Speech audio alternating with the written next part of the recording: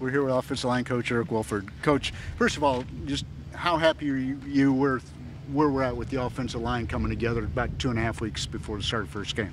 Well, I think we've got a lot of guys that have shown and flashed that they can play. Right now we're looking for a consistent group, consistent 8, 9, 10 guys that can play on game day at any given moment. You know, with the situation we currently have with everything going on, you got to have 8 to 10 guys that can play multiple positions, and we've been emphasizing that. You lose Donnell Stanley off that offensive line from last season. Eric Douglas, coach is basically named as the starter at this point. Tell us about Eric and just kind of how he's grown into that role. Well, the thing with Eric is he just hustles his tail off every play. He's smart, gets us in the right protections, gets us in the right calls. He's kind of like the quarterback of the O-line. He's the most talkative guy. He's active on every play, hustles downfield, plays with great effort. So he's taken that role and brought a lot of guys along with him, and that's what we expect from a center. You got Sadarius Hutchinson back at guard this year, obviously a position he's played before, but played tackle last year. Is that just the best spot for him? Yeah, I mean that's his spot for the future, you know, and now he has position value. People look at him as a guy who can play 3 or 4 positions, and that's going to, be good for his career, obviously, going forward. But, having him back in there, you got a nice, powerful guy in there at 325 pounds that can bang guys around and create movement. Have you seen him take on more of a leadership role as a fifth-year senior? He's more of a quiet leader. He leads in the locker room in a positive way off the field. He's not as talkative as Eric is, and you don't have to be.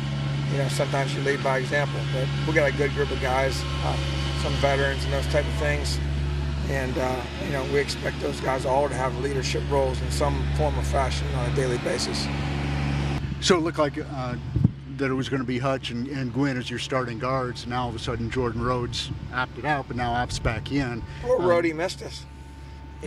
Sometimes you don't realize the camaraderie of being around your players, fellow teammates, and coaches. I mean, this is the best place in the world. Your college football experiences are the best time of your life. All these guys you play ball with become your best friends for life, and a lot of people don't realize that at the time.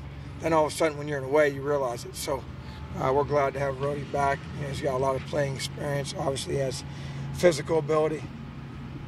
Who are some of the guys, the younger guys, maybe playing in the interior that maybe not this year, but down the road that we can look for? We feel good about a lot of guys, quite frankly. But, some of the guys we brought in, Trey Jones the other day got banged up, but he was learning a new position from high school, and he had done some good things and was really starting to do better the last probably 5 practices.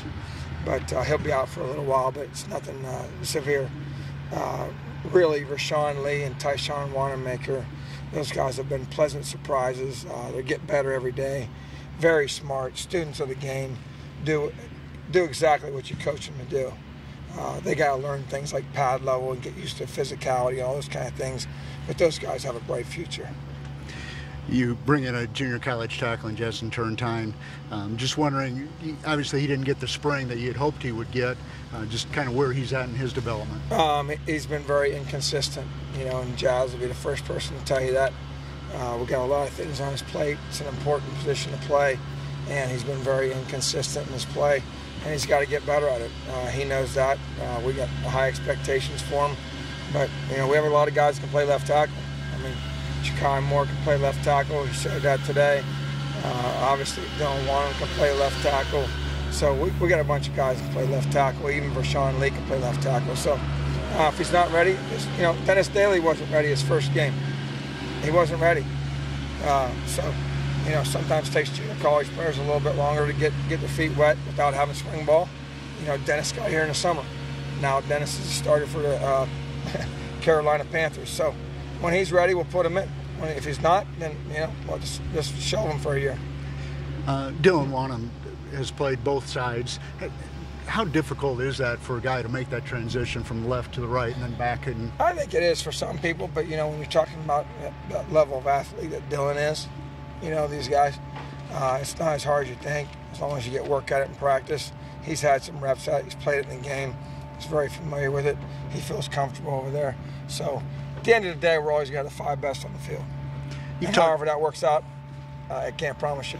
But we're going to be competing for, everybody's competing for a spot all year long.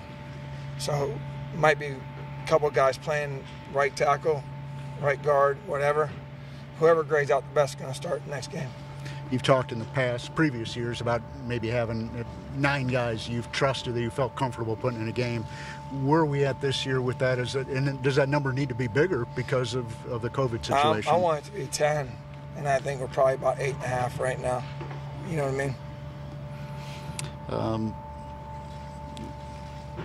New offensive coordinator, Mike Bobo. Does that make a difference for an offensive line in dealing with the things that he's trying to implement offensively? Well, obviously, Mike came in. You know, he's been a coordinator for a long time.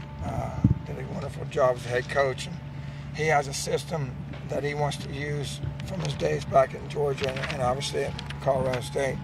And just my experience being around him, he has a very offensive line friendly playbook, you know, and that's a good thing. And he understands how important it is to protect the quarterback. He understands how it is to make sure we got good plays called that aren't tackles for a loss, you know. And as long as we don't have missed assignments up front, we shouldn't have tackles for a loss. We want to stay away from playing behind the chains. It can't be 1st and 15 because of a false start, or it can't be 2nd and 15 because we had a tackle for a loss because of a missed assignment. But he's got a very offensive line friendly system, I'd say. There was a little chatter in the spring of possibly getting Javon Gwynn some snaps at center to take a look there. Obviously, when Rhodey opted out, it we kind just of haven't been able to do that yet. Yeah. We're not there yet. Rashawn Lee's the guy that I'm going to eventually get some reps at center, take a look at. Murphy's been playing some center. Hank's been playing center. So we got about 4 or 5 guys that can play center. We just want to find out in the pecking order who's 2, 3, 4 after number 1. Last question. What is success for this offensive line? What do you look for that you can say this is a successful season for us? Well, I mean, I think as an offensive line coach, I mean, it's never going to be perfect, and you strive for perfection at the end of the day. But you know, our expectation is we have got to control the line of scrimmage at the end of the day. And you look back over the course of last year, you know, you look at some of the games we won, we were able to control the line of scrimmage, and we won some games against some pretty good teams. And then in other games, when we aren't able maybe to control the line of scrimmage on a consistent basis, then we don't fare as well. So consistent, I mean, just like I talked about from the very beginning, is we're trying to find guys that want to become consistent, a consistent group that can play well on game day, and no matter who the 5 are, they're in the game. Thank you, Coach. You got it.